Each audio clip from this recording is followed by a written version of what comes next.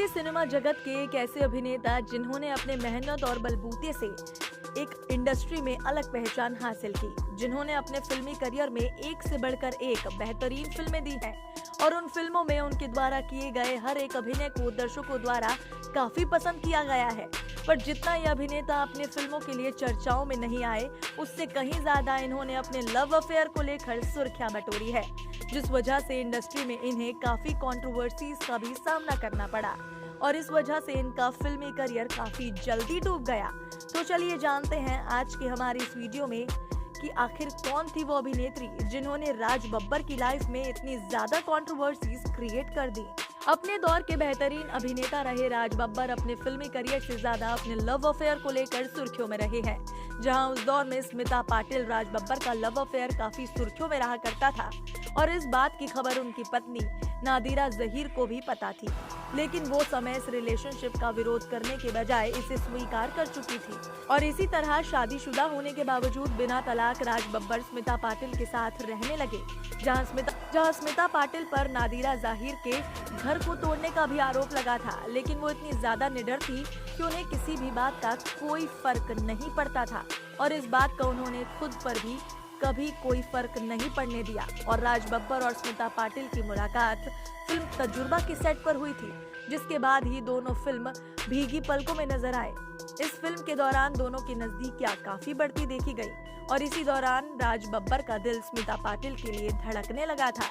स्मिता पाटिल भी कहीं ना कहीं राज बब्बर को चाहती थी। हालांकि सभी बातें नादिरा बब्बर को पता थी, जहां उन्होंने राज बब्बर की शादी के बाद भी एक्स्ट्रा मैरिटल अभी भी मनमुटाव या विरोध नहीं किया और ये बिना कुछ कहे अपने बच्चों के फ्यूचर को देखते हुए राज बब्बर से अलग हो गई। और इस दौरान स्मिता पाटिल राज बब्बर को अकेले नहीं छोड़ना चाहती थी, क्योंकि राज बब्बर पहले से 2 बच्चों के पिता थे और नीरा का भी यही कहना था, आज नहीं तो कल वो अपने बच्चों के लिए वापस लौट कर आएंगे। जहां एक तरफ नादिरा बब्बर ने स्मिता पाटिल और राज बब्बर के इस रिश्ते को एक्सेप्ट कर लिया था, तो वही राज बब्बर के माता पिता उनके इस रिश्ते से नाखुश थे और इस दौरान उनके माता पिता ने राज बब्बर के सामने 2 शर्तें रखी, जिसमें पहली शर्त ये थी कि अगर उन्हें स्मिता पाटिल के साथ रहना है तो उन्हें अपना घर परिवार छोड़ना होगा और इस दौरान वो सब कुछ छोड़कर स्मिता पाटिल के साथ रहने लगे।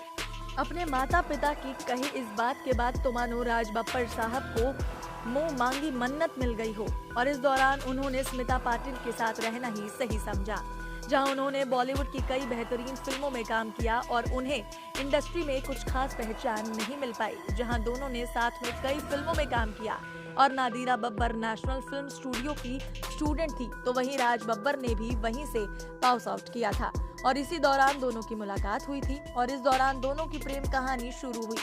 और बाद में दोनों ने शादी भी की। लेकिन जब भी में स्मिता पाटिल की एंट्री हुई तो राज बब्बर और नादिरा बब्बर के बीच दरार आ गई और इस दौरान दोनों की शादी टूट गई। इन्होंने अपने रिश्ते को कानूनी तौर पर कभी नहीं तोड़ा।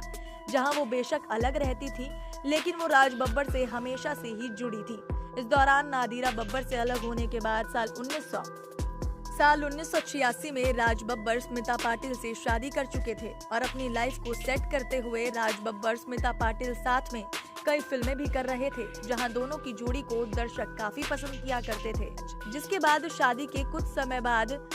प्रतीक बब्बर यानी कि स्मिता पाटिल और राज बब्बर के बेटे का जन्म हुआ और डिलीवरी के कुछ समय बाद ही स्मिता पाटिल ने किसी प्रॉब्लम की वजह से दुनिया को अलविदा कह दिया और इस दौरान प्रतीक बब्बर और राज बब्बर अकेले पड़ गए और फिर एक बार राज बब्बर अपनी पहली पत्नी नादिरा बब्बर के साथ रहने लगे और ये बात उनके बेटे प्रतीक बब्बर को नागवारा गुजरी और उन्हें इस बात का काफी दुख था कि उनकी मां के मर जाने के बाद उनके पिता ने उन्हें अकेला छोड़कर अपने पहले परिवार के साथ रहना सही समझा और यही वजह है कि आज भी प्रतीक बब्बर अपने पिता से बात नहीं करते, क्योंकि राज बब्बर का रवैया ही काफी हटकर रहा है। और इसकी वजह यही थी कि प्रतीक बब्बर की मां के मृत्यु के बाद राज बब्बर ने प्रतीक बब्बर को अकेला कर अपने पहले परिवार से खुशहाल लाइफ बिताना जरूरी समझा और कुछ समय पहले ही प्रतीक बब्बर ने ऐलान किया था कि वो अपने सरनेम के आगे बब्बर बिल्कुल नहीं लगाएंगे। आज उन्होंने ऐसा किया भी है, जहां वो अपने नाम के आगे सिर्फ और सिर्फ प्रतीक लिखते हैं। उन्होंने अपना सरनेम हटा दिया है और इस बात से और इस बात से ये साफ जाहिर होता है कि बाप बेटे के बीच में किस तरह का रिलेशनशिप है। अगर देखा जाए तो ये स्वाभाविक सी बात है कि राज बब्बर का बिहेवियर प्रतीक बब्बर को जरा भी पसंद नहीं आया और यही उनके नफरत का कारण भी बना।